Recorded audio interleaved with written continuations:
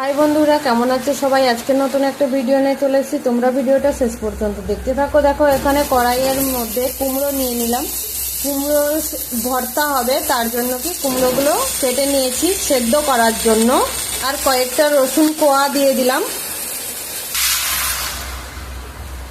ঢাকা দিয়ে দিলাম। তো দেখো বন্ধুরা, সেদ্ধ হয়ে গেছে। এবার কি ছেঁকে নিচ্ছি।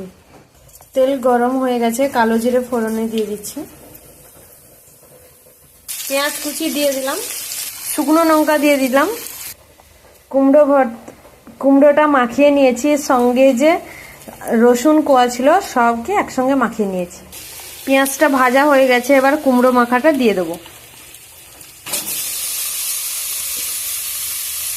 পরিমাণ মতো লবণ দিয়ে দিচ্ছি। কুমড়ো ভর্তা হয়ে গেছে, এবার কি ঢেলে নেব।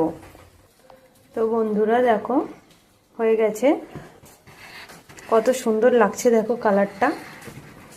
খেয়ে তো দেখলাম বন্ধুরা কি ও গরম গরম ভাতের সঙ্গে আর একটু গন্ধরাজ লেবুর সঙ্গে মাখিয়ে খেলে এক থালা ভাত তো চলে যাবে। তো ভিডিওটা এই পর্যন্ত। টাটা সবাইকে।